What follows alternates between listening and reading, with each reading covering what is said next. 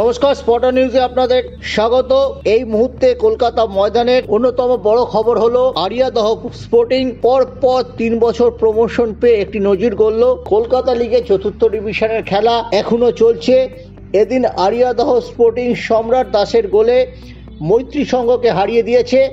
5 ম্যাচে তাদের পয়েন্ট 13, মৈত্রী সংঘের সমসংখ্যক ম্যাচে 10 পয়েন্ট। পরিস্থিতি 3টি ম্যাচ বাকি আছে, কিন্তু পরিস্থিতি যেদিকে যাচ্ছে আরিয়াদহ চ্যাম্পিয়ন হয়েই চতুর্থ থেকে তৃতীয় ডিভিশনে ওঠার পথে এগিয়ে যাচ্ছে। ইতিমধ্যেই তারা প্রমোশনটা পেয়ে গেছে আইএফএ নতুন নিয়ম অনুযায়ী। সেখানে মৈত্রী সংঘর প্রমোশন পেয়েছে, কিন্তু আরিয়াদহ দলের মেন্টার তথা চিফ কোচ হলেন মোহনবাগানের প্রাক্তন সাইড ব্যাক বিশিষ্ট খেলোয়াড় বিশ্বনাথ মণ্ডল। যুগ্ম কোচ হিসেবে রয়েছেন কুন্তল মান্না।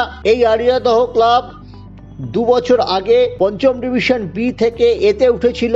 গত বছর পঞ্চম ডিভিশন এ থেকে তারা চতুর্থ ডিভিশনে ওঠে এবং এবার তারা প্রমোশন পেয়ে তৃতীয় ডিভিশনে উঠল।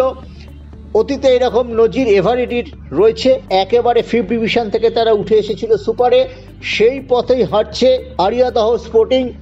বিশ্বনাথ মণ্ডল, কুন্তল মাল্লারা প্রায় সারা বছর দলের খেলোয়াড়দের সঙ্গে লেগে থাকেন। একটা কোচিং ক্যাম্প মোটামুটি সারা বছর চলেন, বিভিন্ন জায়গায় খেলে বেড়ান। যেহেতু নিজস্ব মাঠ আছে সেহেতু সেই সুবিধা তাদের রয়েছে সারা বছর প্র্যাকটিস করানো। তারই সুফল কিন্তু আরিয়াদহ চলে এসেছে। এই আরিয়াদহ ক্লাব প্রায় মোহামেডান স্পোর্টিং এর সমসাময়িক। মোহামেডান স্পোর্টিং এর থেকে 2 বছরের ছোট। 1893 সালে এই আরিয়াদহ স্পোর্টিং এর পতন হয়। অন্যতম বড় ক্লাব উত্তর 24 পরগনার। দেখা যাক আগামী দিনে আরিয়াদহ একটা সেট আপ নিয়ে এগোচ্ছে, এখান থেকে কোনো মণিমুক্ত উঠে আসতে পারে কিনা সর্বভারতীয় পর্যায়ে, না হলেও অন্তত সিনিয়র বাংলা দলে কিংবা রেল দলে, সেদিকেই আমাদের নজর থাকবে।